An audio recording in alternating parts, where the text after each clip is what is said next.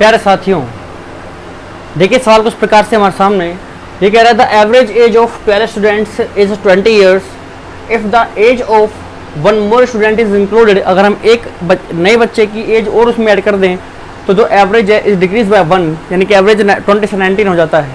अब कह रहा है what is the age of the new student. अब नए बच्चे की एज बतानी है सर हमें। देखिए सर, सवाल को बहुत सारे तरीकों से किया जा सकता है, लेकिन एक तरीका हम जो फील करके कर सकते हैं, हम चंद सेकंडों में सवाल का आंसर आ सकता है सर।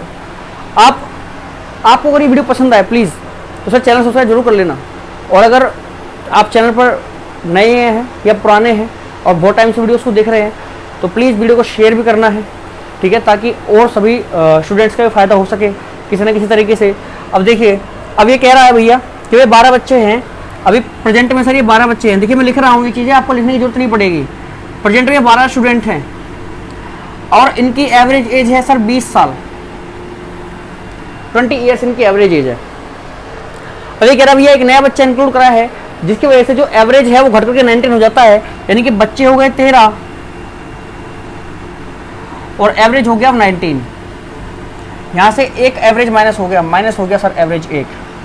देखिए एवरेज का मतलब क्या होता है सर, एवरेज का जो मेन मीनिंग है, एवरेज का मतलब होता है सर इक्वल, सभी के ऊपर इक्वल डिस्ट्रीब्यूशन, इक्वल डिस्ट्रीब्यूशन।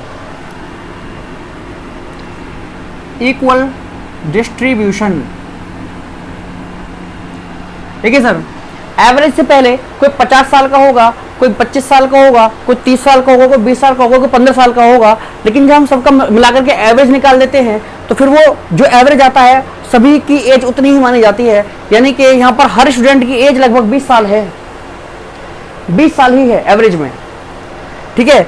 अब क्योंकि अब एक माइनस हो गया है, मतलब इन 12 के 12 बच्चों पे से एक साल माइनस हो गया है, यानी कि 12 कम हो गया है। समझ में आ रही है ना सर, कितना कम हो गया है सर, 12 कम हो गया है।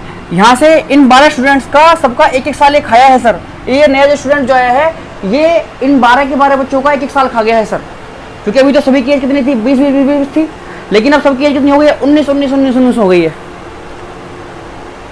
तो जिसकी वजह से क्या हुआ, इन 12 बच्चों का एक साल सबका कम हो गया है, यानी कितने साल कम हुए, 12 साल कम हो गए। 12 साल कहाँ से कम हुए सर, ये 12 साल कहाँ से कम हुए, आप समझना मेरी बात को एक बार जरा इन 12 साल को मैं साइड में लिख लेता हूँ सर। ये 12 साल कम हुए हैं सर, इन 12 साल का रिजल्टेंट ये एक आया है, देखना अभी।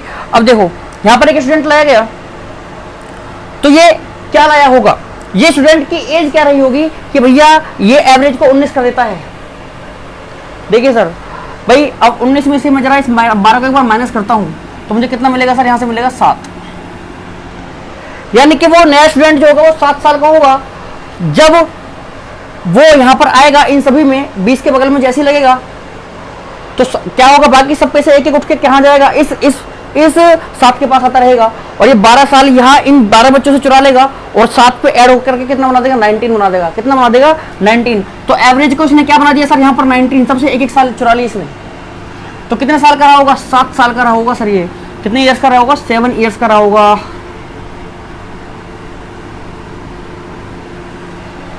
भाई 7 ईयर्स का रहा होगा, तभी तो इसने सबका एक चुराया। समझ में आ रही है ना सर। तो चलिए कुछ इस तरीके से हमारे सामने सवाल का आंसर आ चुका है 7 ईयर्स। उसके बाद अगर आप कॉन्सेप्ट की भी बात करेंगे तो इसमें ज़्यादा समय नहीं लगने वाला है हमको। देखिए उसने बोला है कि 12 बच्चों का 20 साल है, ठीक है, कोई दिक्कत नहीं। तो यानी कि मुझे 12 बच्चों का अगर सम निकालना हो, सम ऑफ 12 स्टूडेंट्स, इनकी एज का सम निकालना हो तो हो जाएगा 12 मल्टीप्लाई 20, यानी कि कितना हो जाएगा,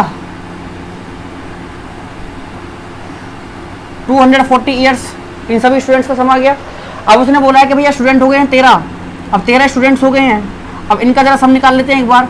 इनका एवरेज है सर 19 और मल्टीप्लाई 13 करेंगे तो एवरेज आ जाएगी यहाँ पर, तो सॉरी टोटल सम आ जाएगा एज का। तो 13 9 से कितना होते हैं सर, उसकी बात करेंगे पहले। 19 से 57, 19 से 57 का 7, 57 का 7 हासिल लगे 5, 19 से कम 19 से 5 24 हो जाएगा आपका 247 ईयर्स। अब आप जब इसमें से इसको माइनस करोगे तो आपको पता है इस सम में ये 12 स्टूडेंट का सम भी है और उस एक बच्चे का सम बचेगा, यानी कहने का मतलब ये है अगर आप इसमें इसको माइनस करोगे, 247 में से माइनस करोगे 240 को तो आपको मिलेगा 7, जो कि नए बच्चे की ही एज होगी भैया, जो कि किसकी एज होगी, नए बच्चे की एज होगी। तो यहाँ से हम कॉन्सेप्ट से भी जा सकते हैं, ज़्यादा समय कॉन्सेप्ट से भी नहीं लगने वाला हमको, उसके अलावा अगर हम फील करके क्वेश्चन को कर पाए, देखिए फिर मेरे को ये पेंच होने की जरूरत नहीं है, क्योंकि मैं ब्रेन में सोचूंगा भाई कि भाई इक्वल बंटवारे की बात होती है, इक्वल डिस्ट्रीब्यूशन की बात करते हैं हम। जब हम इक्वल डिस्ट्रीब्यूशन की बात करते हैं, यानी कि 12 बच्चों की जो एज है वो एवरेज 20 सबकी 20 एज है 12 के 12 की, लेकिन वो घट गया है अब 13 बच्चे हो चुके हैं और सभी की जो एज हो चुकी है 19 हो चुकी है। ठीक है, तो 19 कैसे होगी भाई? उस 12 पैसे सबने एक, वो जो 12 बच्चे हैं उन सबसे उसने एक साल चुराया, यानी कि 12 साल चुरा लिए अलग से, और 12 को 19 कब बना सकते हैं भैया? जब 7 जोड़ दें तो 7, यानी कि 7 साल वो लेके आया होगा ऑलरेडी अपने, तो 12 और 7 कितने हो गए? 19, यानी कि भैया कहने का मतलब ये है कि 7 साल का वो बच्चा रहा होगा। तो ये तुम दिमाग में कर सकते हैं, बाकी ये कॉन्सेप्ट है, आपको जिस भी तरीके से समझ में आया हो सर प्लीज़, अगर आपको वीडियो अच्छी लगी है और क्वेश्चन कॉन्सेप्ट क्लियर हो गया है और ट्रिक भी समझ में आ गई है, तो आप जो है वीडियो को जरूर लाइक कर देना, और मिलते हैं आपसे अगली वीडियो में। जब तक के लिए बहुत बहुत धन्यवाद।